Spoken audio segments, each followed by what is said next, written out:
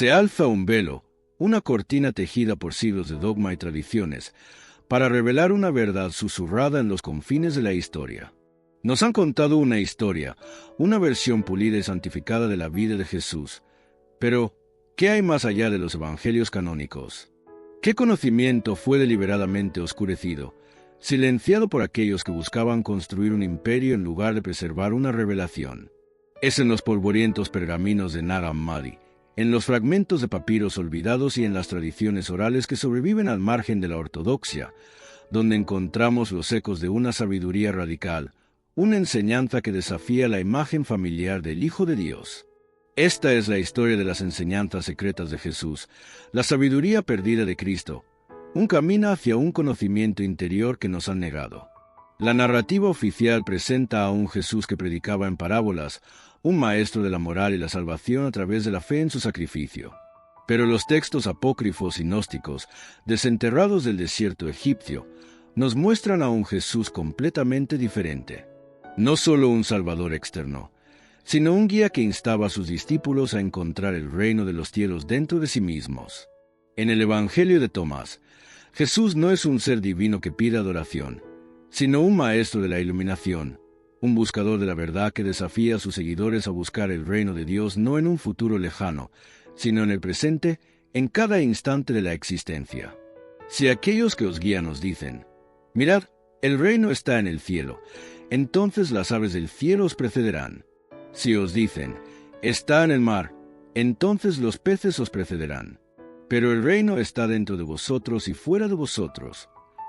Esta simple frase, ignorada por la Iglesia, es una de las declaraciones más profundas y revolucionarias de la espiritualidad humana. Nos habla de un Dios que no reside en templos de piedra, ni en un paraíso distante, sino en el núcleo de nuestra propia conciencia. Este enfoque en el conocimiento interno, en la gnosis, del griego, conocimiento, era el corazón de estas enseñanzas perdidas. Mientras que la Iglesia primitiva se centraba en la fe, pistis, la creencia en un conjunto de dogmas, los gnósticos buscaban el conocimiento directo, una experiencia personal y transformadora de lo divino.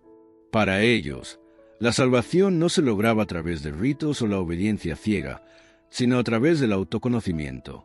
El Evangelio de Tomás es un manual de aforismos, una colección de 114 dichos de Jesús, muchos de los cuales no tienen paralelo en los evangelios canónicos.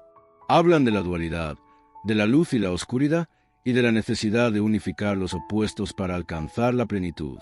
Cuando hagáis de los dos uno, y hagáis el interior como el exterior, y el exterior como el interior, y lo de arriba como lo de abajo, para que hagáis de varón y de la hembra uno solo, de modo que el varón no sea varón y la hembra no sea hembra, entonces entraréis en el reino. Este es un lenguaje que resuena con la alquimia, con las tradiciones herméticas y con las filosofías orientales, un eco de una verdad universal que la Iglesia, en su búsqueda de uniformidad y control, decidió erradicar. La figura de María Magdalena es central en esta narrativa oculta.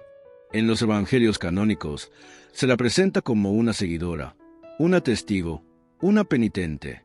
Pero en el Evangelio de María, en el diálogo del Salvador y en otros textos gnósticos, ella es mucho más que eso. Es la apóstol de los apóstoles, la discípula favorita, la única que realmente comprendió las enseñanzas más profundas de Jesús. En el Evangelio de María, los discípulos, incluido Pedro, se sienten desconcertados y asustados después de la ascensión de Jesús. Es María Magdalena quien los calma y les revela las visiones y los secretos que Jesús le había confiado a ella sola. Esto causó gran resentimiento entre los discípulos varones. Pedro, en particular, cuestiona su autoridad. ¿Habló Jesús en secreto a una mujer y no abiertamente nosotros? ¿Debemos volvernos y escucharla a ella? ¿Nos ha preferido nosotros? La respuesta de Leví, Mateo, es una defensa elocuente de María.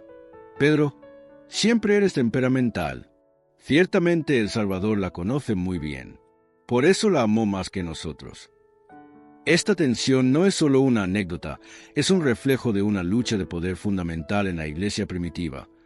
La lucha entre una jerarquía patriarcal que buscaba el control y un movimiento espiritual más inclusivo que valoraba la revelación personal y el liderazgo femenino. El Evangelio de María En particular, revela una cosmología y una soteriología radicalmente diferentes. El camino hacia la salvación no es a través de la muerte y resurrección de un Salvador externo, sino a través de la comprensión y la superación de las potencias, o arcontes, los guardianes de las esferas celestiales que intentan atrapar el alma. El alma debe conocer su verdadera naturaleza divina y pronunciar las palabras de poder que le permitirán ascender a su morada original. Esta es una visión del cosmos como un laberinto de conciencia y del conocimiento, gnosis, como la llave maestra para navegarlo. La Iglesia, en su fase de formación, se enfrentó a un dilema. Por un lado, tenían la figura carismática de un maestro iluminado y sus enseñanzas profundas. Por otro, necesitaban una estructura, una jerarquía, un conjunto de creencias uniformes para poder sobrevivir y expandirse en el hostil mundo romano. Las enseñanzas gnósticas, con su énfasis en la revelación personal, el conocimiento interior y la falta de necesidad de un clero intermediario, eran una amenaza directa para este proyecto. ¿Qué sentido tenía tener sacerdotes, obispos y una iglesia organizada si cada individuo podía acceder a Dios directamente? La solución fue simple y brutal: demonizar el gnosticismo, tildarlo de herejía, quemar sus textos y reescribir la historia para eliminar cualquier rastro de esta sabiduría. Y así, las enseñanzas de Jesús se convirtieron en el cristianismo y una verdad viviente se transformó en un dogma rígido. Pero la sabiduría no puede ser completamente extinguida. Como brasas bajo las cenizas, estas enseñanzas han persistido, resurgiendo en los rincones más inesperados. Podemos ver sus ecos en la cábala judía, en el misticismo islámico, en la alquimia medieval y en el renacimiento esotérico. La idea de que el ser humano es una chispa divina de luz, aprisionada en un cuerpo de materia, es un tema recurrente en muchas tradiciones esotéricas. La creencia de que el objetivo de la vida es recordar nuestra verdadera naturaleza y reunificarnos con la fuente divina es el corazón de la gnosis. Jesús, en esta visión, no es solo un maestro de la moral, sino un maestro del despertar, un guía que nos muestra cómo escapar de la prisión de la ilusión material y encontrar la libertad del espíritu. El Evangelio de Felipe, otro texto apócrifo, profundiza en este simbolismo. Habla del sacramento del matrimonio, pero no en el sentido de una unión terrenal. Se refiere a la unión de las polaridades internas, del alma y el espíritu, del hombre y la mujer en un sentido metafísico. Cuando el macho y la hembra se unen, la luz viene al mundo. Este no es un llamado a la reproducción física, sino a una unión mística, una integración de las energías arquetípicas que residen dentro de cada ser humano. El Jesús de Felipe es un alquimista, un maestro de la transformación interna que utiliza el lenguaje del ritual para describir procesos espirituales profundos. El bautismo, la unción, el sacramento de la cámara nupcial. Todos son etapas en un viaje interior, un camino de regreso a la unidad original, al pleroma o plenitud de lo divino. Este Jesús gnóstico no es un Salvador que nos redime de nuestros pecados a través de su muerte en la cruz, sino un maestro que nos revela la naturaleza ilusoria del pecado mismo. Para los gnósticos, el pecado no era una ofensa moral a un Dios justiciero, sino la ignorancia, el olvido de nuestra verdadera naturaleza. El pecado original no era la desobediencia de Adán y Eva, sino el olvido de que somos, en esencia, divinos. La serpiente en el jardín del Edén no es un tentador maligno, sino un portador de la sabiduría que nos anima a despertar a la gnosis. Esta reinterpretación radical de los mitos fundacionales del judaísmo y el cristianismo es una de las características más sorprendentes de estas enseñanzas perdidas. Invierte la jerarquía de los valores, colocando la sabiduría por encima de la obediencia y el autoconocimiento por encima del dogma. La figura del Cristo, en la gnosis, no se limita a la persona histórica de Jesús de Nazaret. Es un principio cósmico, una fuerza de iluminación que reside en el corazón de todo ser humano. El Cristo es la conciencia despierta, la luz que brilla en la oscuridad de la materia. Por lo tanto, el objetivo de la vida no es convertirse en cristiano en el sentido dogmático, sino convertirse en Cristo, en el sentido de alcanzar la iluminación, de encender esa chispa divina dentro de uno mismo. Las implicaciones de esta visión son inmensas. Si cada ser humano tiene el potencial de ser Cristo, Entonces las jerarquías eclesiásticas, los ritos sacramentales y la figura del sacerdote como intermediario entre Dios y el hombre se vuelven superfluos. La gnosis es, por naturaleza, una espiritualidad democrática. No requiere un mediador, solo la introspección y la búsqueda sincera. La Iglesia lo entendió y es por eso que el gnosticismo fue tan perseguido y difamado. No era solo una diferencia teológica, era un desafío existencial a su poder. La persecución no se limitó a la quema de libros. Los gnósticos fueron tildados de libertinos, de adoradores de demonios, de practicantes de ritos sexuales. Estas calumnias, registradas por los padres de la Iglesia como Ireneo y Tertuliano, sirvieron para justificar su aniquilación. La historia, como siempre, es escrita por los vencedores. Pero el descubrimiento de los textos gnósticos en el siglo XX ha obligado a una relectura de esta historia, revelando que la herejía era, de hecho, un movimiento espiritual rico y diverso, con una visión profunda de la naturaleza humana y divina. El Evangelio de Judas es otro de los textos que arroja luz sobre esta narrativa oculta. Lejos de ser el traidor que entregó a Jesús por 30 monedas de plata, Judas Iscariote es presentado como el discípulo más fiel, el único que realmente entendió el plan de Jesús. Jesús le confía el secreto de su misión, le pide que lo traicione para que el espíritu pueda ser liberado del cuerpo de carne. Judas, en este relato, es un héroe trágico, un iniciador que actúa por obediencia divina, no por avaricia.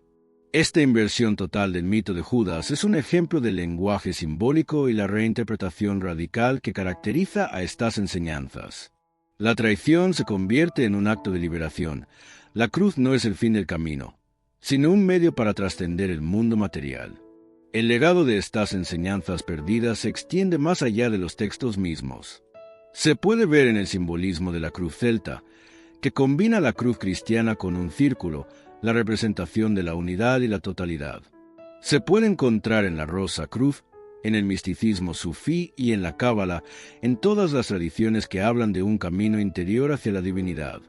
El Jesús gnóstico es una figura universal, un arquetipo del maestro espiritual que nos invita a mirar dentro, a descubrir la verdad de que no estamos separados de Dios, sino que somos una parte intrínseca de la divinidad.